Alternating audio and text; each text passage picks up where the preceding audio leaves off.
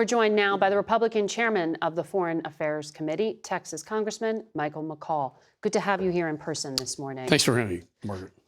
Chair McCaul, this attack in Moscow was carried out by ISISK, a group that typically emanates out of Afghanistan.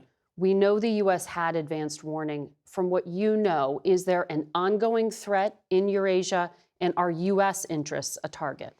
Yeah, I believe so. I think that the CENTCOM commander, General Kurilla, just testified this week before Congress that within 6 months that ISIS-K would have the capability to operate outside of Afghanistan, to do external operations. And it only took 6 days before they hit Moscow or outside of Moscow. And I think Europe is of concern. And it's sort of like we're going back to that old playbook where history repeats itself. And that's why the fall of Afghanistan, the way it was done, and the way we left it with no ISR capability, that intelligence, surveillance, or cognizance, puts us in danger where this is a new battleground, training ground for ISIS. Well, the U.S. did, though, have some ears on this if they warned Russia, right? Correct. That ISIS was a threat here. You, in your committee, you have been very focused on Afghanistan, and you held a hearing with the retired generals Mark Milley and Frank McKenzie this past week. They both said the State Department failed to adequately plan for the withdrawal from and evacuation from Afghanistan. Given the threat environment the U.S. is facing right now on multiple continents at once, Haiti, Niger, all the Middle East, are you confident that the United States government is prepared to protect its people in all of those posts and carry out evacuations if needed? I'm very concerned. I think what happened in Haiti, our embassy is under threat right now. We're starting to evacuate them. What happened in Afghanistan, the generals are very clear. It wasn't the DOD, it was the State Department that never came up with a plan of evacuation, which by law they're required to do. And so what happened if you Well, they said it was too late when it was put into place. There was a plan, but it was too late. And it was put in place, but only at the time that Kabul was falling and the embassy was starting to be evacuated. I think what the State Department thought they could do is continue our operations in the embassy and normalize with the Taliban and stay there beyond the military retrograde. And I think that was a serious error in judgment. And Ambassador Wilson was the major culprit behind that, including all the way up to the White House. Well, the State Department has pointed out that the Trump administration that brokered the deal for withdrawal could have planned for an evacuation and did not. What do you make of that? Yeah, they're by law required to plan. I think DOD was starting to pick up the slack. We saw the threats coming in, the threat vectors. The IC was telling us it was going to fall fast. The DOD knew this. And the State Department seemed to have these rose-colored lenses on. When you listen to the White House, press comments about how it's not going to be like Vietnam, everything's fine, and it wasn't. That's why we had the dissent cable come out from the embassy, 23 employees, a cry for help, screaming to get out of there because they knew what was going to happen. The government funding bill that was signed last night, 12,000 additional special visas to Afghan nationals who had worked with the U.S. were tucked into this funding bill. What more needs to be done to help the Afghan allies who worked alongside the U.S.? Well, we promised them we would get them out.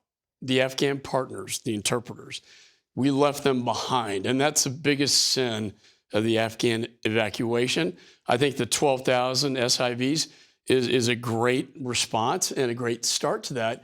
I will commend Speaker Johnson. I worked very closely with him to make sure we had that in there because on one hand, Republicans can say, my gosh, we left them behind, but then we're not going to do anything to help them get out with visas. So has Speaker Johnson given you any timeline for a vote on Ukraine aid, given that they are running out of ammunition? His commitment is to put it on the floor after Easter, and we are working on this bill. So as soon as you all come back April 9th? I would like to be done as soon as possible. I think the situation in Ukraine is dire. The front lines we can't, if we lose in Ukraine like Afghanistan and lose to Putin, let him, take over Ukraine and Moldova, Georgia, and abandon our allies like we did in Afghanistan. Does that make the United States weaker or stronger? Well, I think weaker. Why isn't there that sense of urgency on the speaker's part? I mean, respectfully, this has been stuck in the House for weeks. You have been warning about this. It needs to be acted on. he understands this. He is in a very difficult spot. And this, motion to vacate the chair thing, I believe he's committed because he understands national security. He leans on, myself, the chairman of Armed Services, House Intelligence, for advice on this, and he knows how important this is. So you trust that this will be voted on? Because as you just mentioned, that motion to vacate was just introduced by Marjorie Taylor Greene. This is an effort to oust him. She has put this in place. You're all headed home to your districts. You are all going to be asked about this.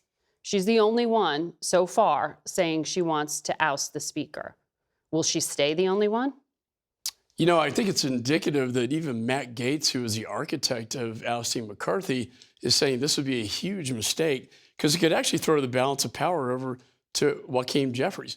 And I think that's one argument. I think the other argument is we don't need dysfunction right now. And with the world on fire the way it is. We have dysfunction right now? Well, we do. And with the world on fire the way it is, we need to govern.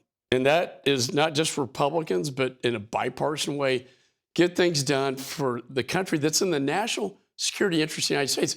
This is not just Ukraine, it's Israel and Indo-Pacific as well. Before I let you go, 11 aid organizations have issued a letter saying that Israel is standing in the way of aid deliveries in Gaza, their firsthand experience. Do you doubt their testimonies? I think we are having difficulties. I talked to, Cindy McCain yesterday, World Food Program, David Beasley, her predecessor. Look, logistics and security are the issue. Israel knows it's important to get that humanitarian assistance in because for a lot of reasons. We have to stabilize southern Gaza, but they also need to go into Rafah and take out Yahya Sinwar, the head of Hamas. So that's a competing interest here. Unfortunately, ceasefire talks, I think Hamas is playing us, playing. Director Burns talked to, the Israelis. They agreed to the ratio. I don't think Hamas will. They're not playing fair.